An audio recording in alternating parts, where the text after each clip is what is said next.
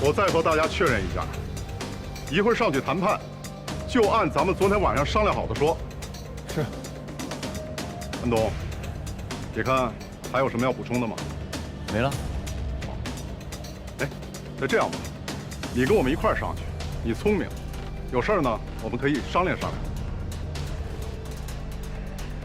没问题。那大家就在原地等我们，等我们的好消息。好的，好吧，走。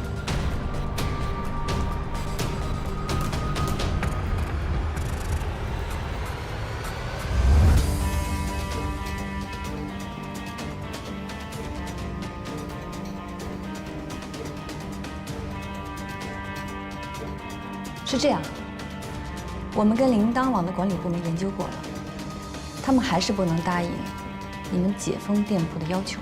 很抱歉，因为这个涉及到法律、合同，还有一些监管部门的要求，所以不要说了，我们这次来，就是想和你们商讨另外一套解决方案。啊，那太好了。其实，我们早就应该这样坐下来慢慢聊，不是吗？不能慢。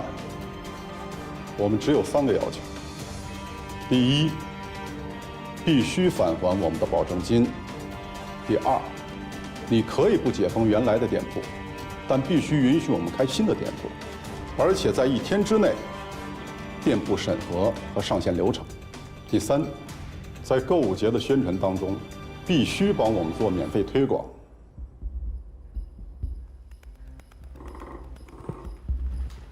你看都说全了吗？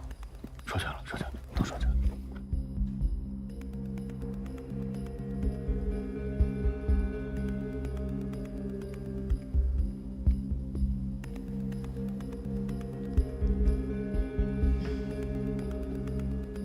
切记，明天他们提出要求的时候，一定要表现得非常的为难，让他们占据心理优势，以为是自己占了便宜，这样后面谈判我们才会更顺利。其实，你们刚提的这个要求，跟之前解封店铺的要求难度系数是一样的。铃铛网应该不会答应。不答应？凭什么不答应？原来的店我们开了8年，这8年我不跟你算账。我们开新店怎么了？怎么了？哎，廖哥，坐，咱们先不冲动，我来跟他说。美女，你看我们说来说去啊，就是想减低我们的损失，赶紧把新店开起来，参加购物节卖货。我们各让一步吧，我们大不了签一个合同，保证以后不再刷单。你看这样行不行？你也别生气，毕竟这个方案是你们刚刚提出来的，允许我们消化一下。这样，我们去跟铃铛网的管理部门紧急沟通一下，请稍等。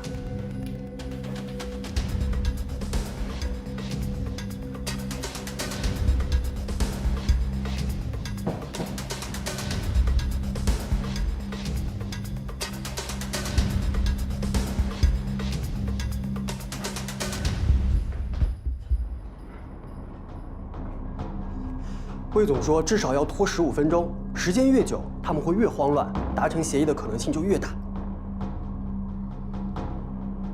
合同在哪儿？一大早，法务说还要再检查一遍，然后就给我们送过来。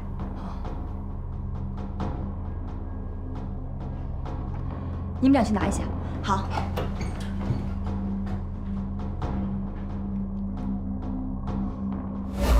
廖哥，要是他们还是不答应咱们的要求怎么办？能怎么办？不行就按咱们之前说的，大不了闹个鱼死网破。廖哥，没必要。我觉得咱们提这3点要求不过分，这不还没出结果呢吗？咱们再等等。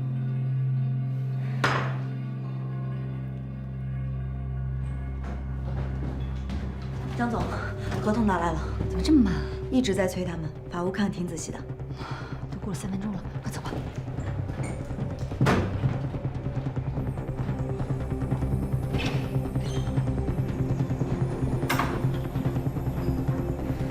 不好意思，各位久等了。经过紧急沟通，虽然很难，但是铃铛网同意了个别的要求，并且答应给大家开新的店铺。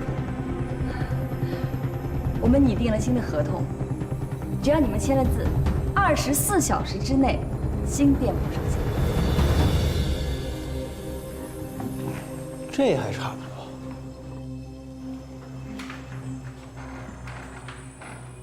我们也希望你们回去之后帮我们做一个动员，让其他的商户也尽快来跟我们签这个合同。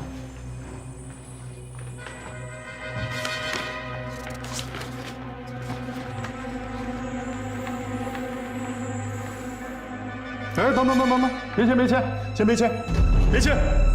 怎么了？耍我们是吧？啊？咱们事先不都讲好了吗？保证金怎么涨了5倍？啊？为什么？为什么？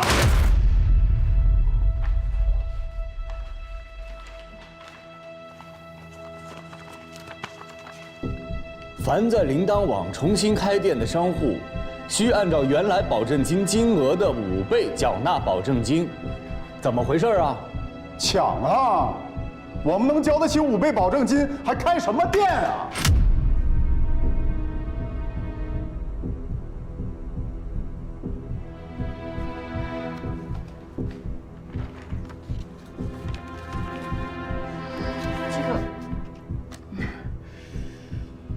不好意思啊，可能是搞错了。刚才我们在沟通的时候没有这一条的。这样，我再去确认一下。确认个屁！大骗子，你们都是骗子！要不是我眼尖，早被你们坑惨了。耍我们，走着瞧。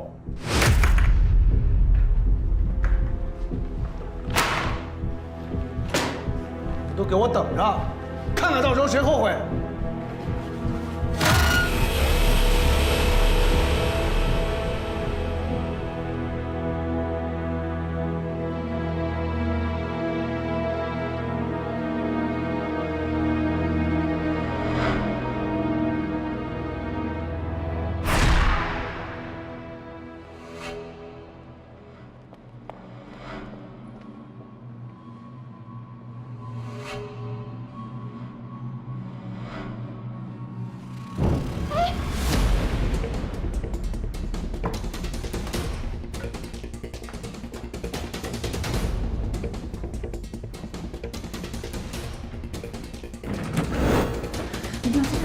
别条条件件的了，我就几分钟时间，5倍保证金到底怎么回事？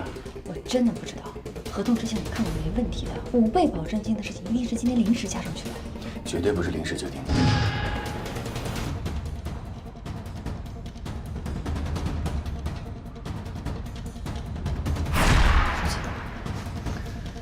我都被气糊涂了。那你说那些小商户们能接受5倍保证金的要求吗？这件事从开始到现在，一直都是我们在逼着唐正让步。从退保证金到让商户重新开店，这一切都太容易了。以我对唐正的了解，他绝对不是这么容易退让的人。这件事没这么简单。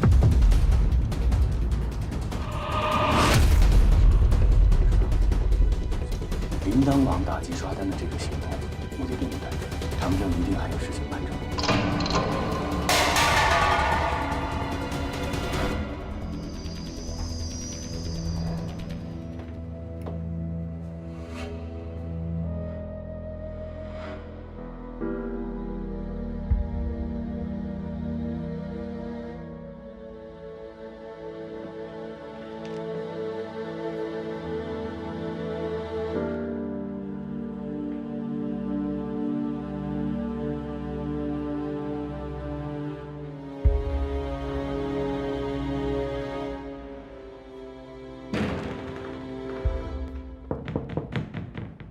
安东在吗？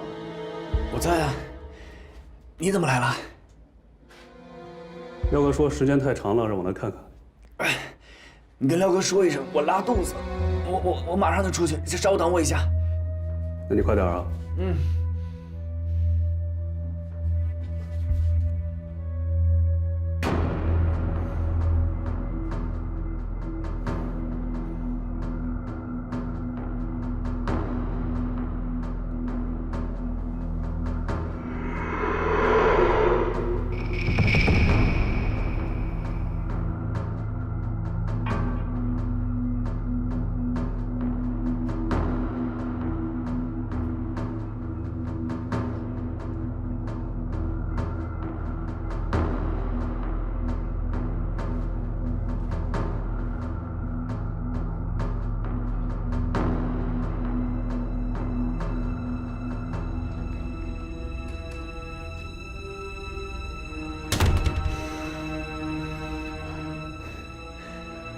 得走了，你等我电话。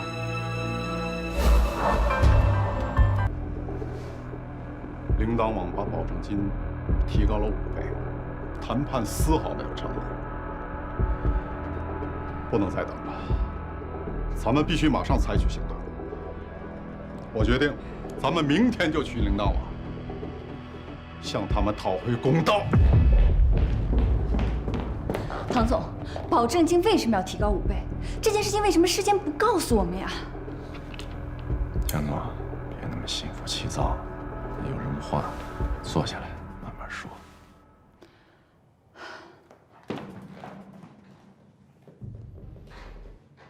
保证金提高5倍，是昨天晚上我们董事会连夜开会的结果，没来得及通知你，对不起。那么，为什么会有这个决定呢？我现在告诉你，首先，犯了错就必须要接受惩罚。我必须给那些违规刷单的用户一个教训，让他们以后不敢再犯。第二，我们铃铛网从成立之初一直到现在，保证金从来没有改变过。那你可以出去问问其他的电商平台，他们的保证金是多少？我现在即便是加了5倍，也最多是跟他们持平。啊，对了，还不如其他一些大的电商平台呢。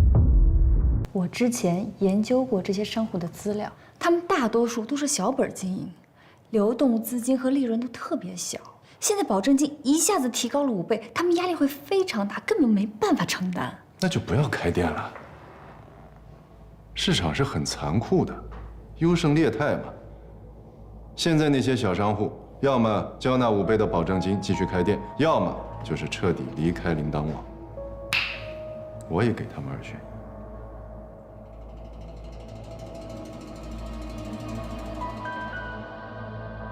唐总，那你能不能告诉我，购物节之后，您是不是不打算解封这些商户啊？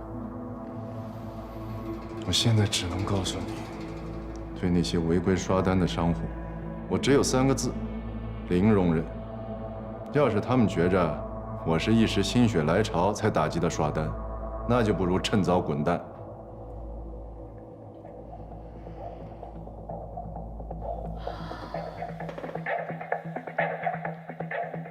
最后一个问题，保证金提高5倍，这是你们昨天晚上才做出来的决定吗？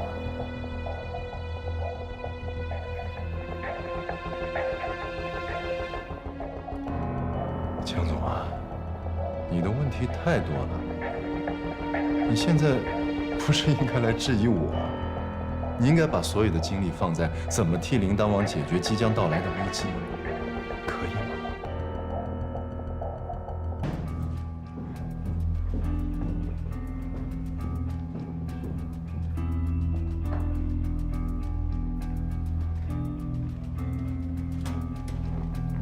江总，唐正怎么说？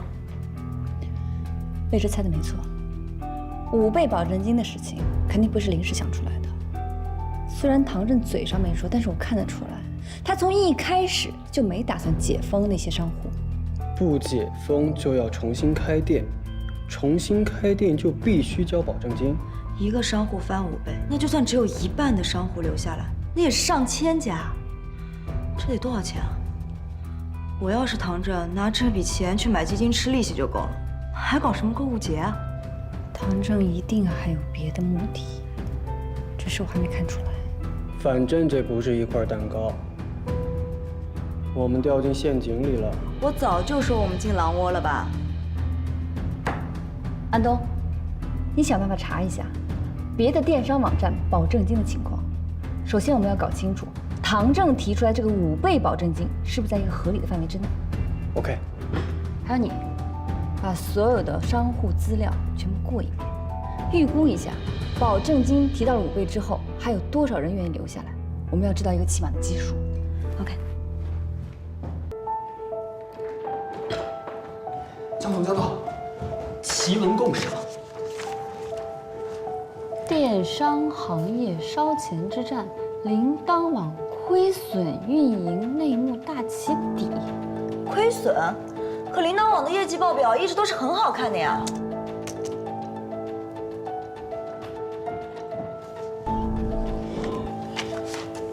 上面说，从2年前开始，铃铛网的电商就是亏损运行的。唐正是拿了其他业务部门的盈利来掩盖电商的亏损，这才让整个铃铛集团的财务报表看起来没有什么问题。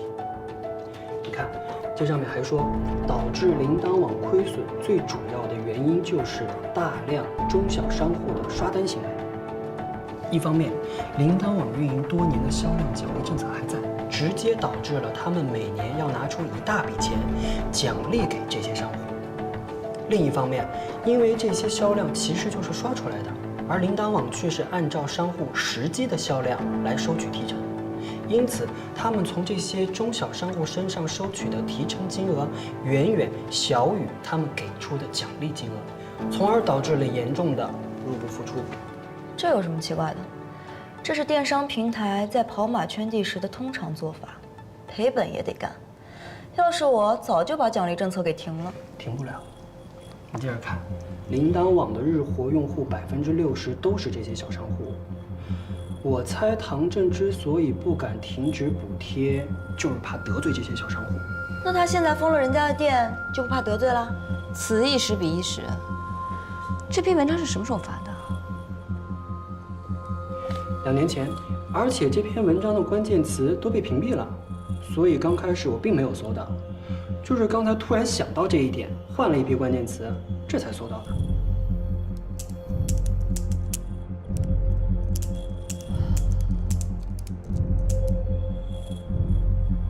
能不能找到这篇文章的作者？也许我能。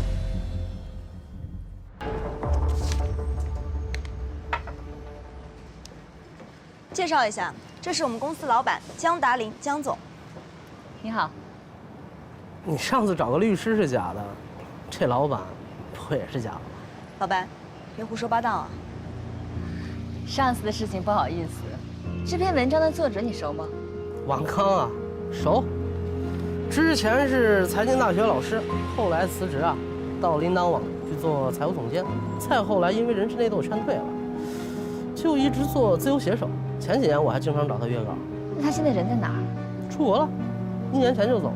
我想问一下，这篇文章的内容是真实的吗？当然是真的了。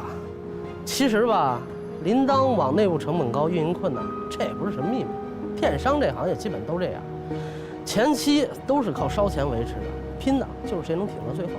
不信你看，多少家电商都倒了。哎，我还纳闷呢，这文章早就被删了。你们是怎么搜到的？这你就别管了，鱼有鱼路，虾有虾路呗。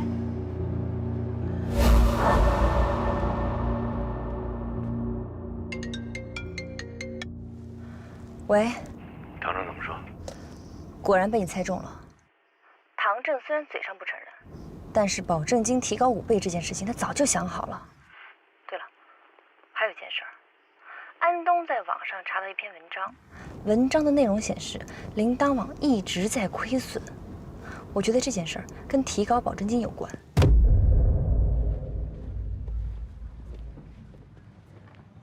现在这件事越来越复杂了，咱们俩今天晚上一定要见一面。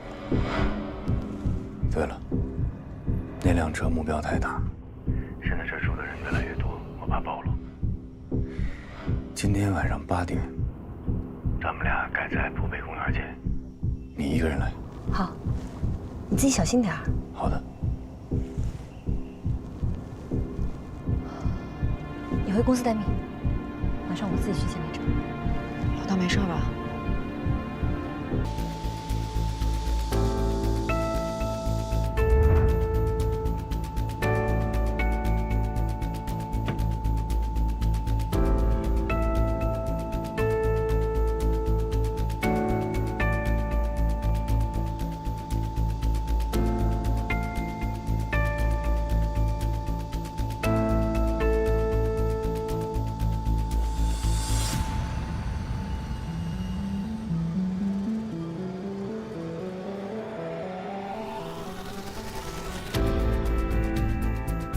赶紧吃，吃完了好出发。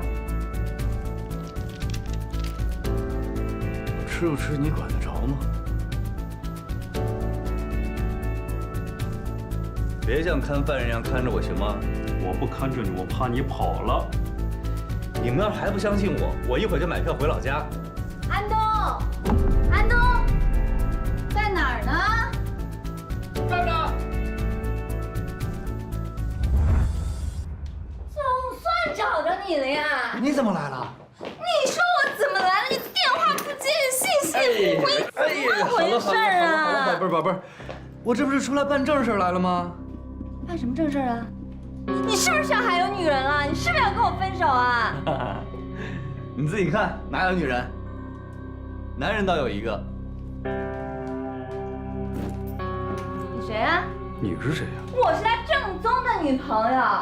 你们两个男人住在那儿干什么呀？那我能跟女的住一块儿吗？什么啊！哎呀，没女的你不早告诉我，你吓死我了！你放心，票都是会报警的。哎呦，我以为你不要我了呢。哎呦，好了，我是手机丢了，不然早都给你打电话了，我都想死你了。我看看，那你想我了，这么多人就没个手机啊？你就不能回家去看我呀？我怎么回家呀？我保证金还没拿到啊，那还有你的钱呢。要什么保证金？我就跟你说，那个情趣用品店不开也就算了，那么一点钱有什么好赚的呀？我们家有的是钱，走走，跟我回家。你松开。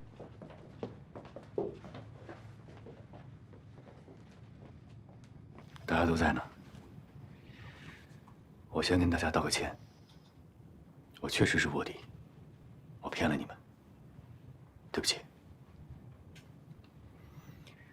我的真实姓名叫魏哲，我是 DL 传播的合伙人。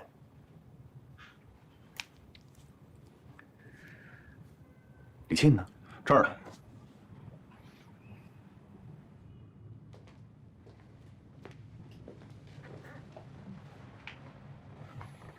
没事吧？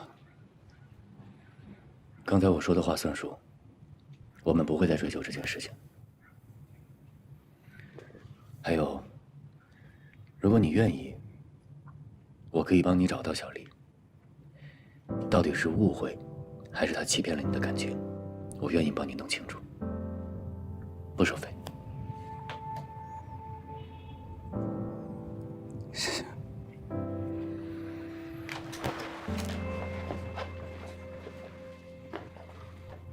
廖哥，跟你接触这些天，我觉得你真的是一个有正义感、非常重情义的人。所以我有个请求，今天的静坐示威，能不能取消了？给我个机会，我去找唐正再好好的聊一次。相信我。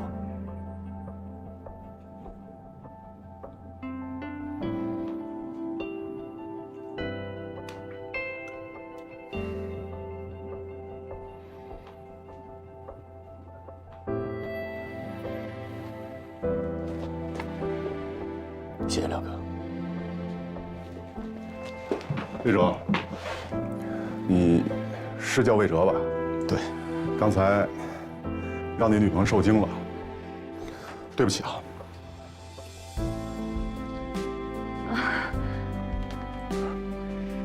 没事儿，我女朋友心大。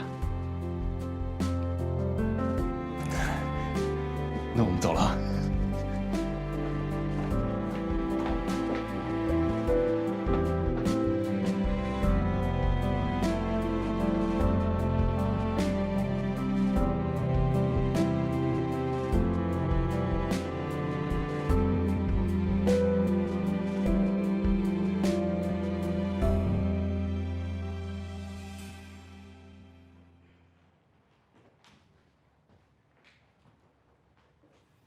这件事从一开始，每一步都是你计划好的。你想把我当棋子。从扣除保证金，到小商户重新注册、重新开店，到交纳5倍的保证金，这一切说到底，就是阴谋。这算不上什么阴谋，只是我做这件事的策略。什么策略？圈钱的策略。你在圈钱的同时，早就算计好了。怎么甩掉那些已经不能给铃铛网带来利润的小商户？你认为他们是包袱？一方面，你让那些有能力的小商户交纳5倍的保证金，来填补你的亏损；另一方面，你要甩掉那些交纳不了保证金、已经成为铃铛网包袱的小商户。换句话说，开源节流2件事，你都要从小商户身上下手。唐总，这么做是不是太狠了点儿？狠吗？过去8年，为了扶持这些小商户，我扔进去10几个亿，不能永远成为无底洞吧？是该他们回报我的时候了。可是您别忘了，在这8年里，这些小商户为铃铛网打下江山立了汗马功劳。您现在这么做，无异于过河拆桥。唐总，我真的希望你这次能够退一步，不要再伤害他们了。他们跟你比是弱者。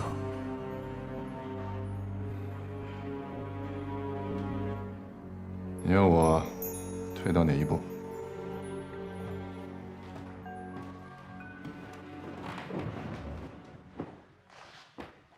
所谓老人老办法，新人新规定。我们调查过，铃铛网现行的保证金额的确比其他电商都要低，所以我不反对你提高保证金，但是这只针对于真正的新商户。对于老商户，我建议，只要他们重新开店，保证金一律5折。5折？拦腰一刀啊！我觉得这很公平啊。我完全赞成你说的，这个市场一定会越来越规范，但这不能抹杀掉小商户对铃铛网做出的贡献。保证金减少1半，这仅仅是情感上对他们的补偿。我甚至认为，这是铃铛网欠他们的。你们虽然隔着冰冷的网络，但是他们中间很多人已经和你一样，把铃铛网当成他们生命中的一部分了。这是他们谋生的手段。唐总，如果这回你能按我说的做，小商户会感激你一辈子的。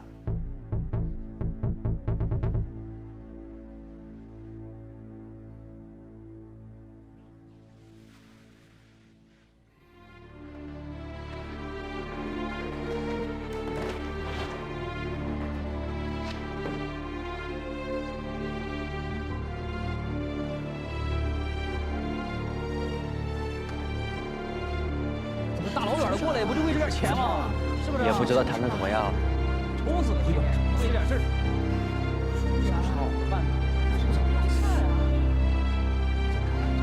回来了，回来了，回来了！结果怎么样了？怎么样？是不是？怎么样？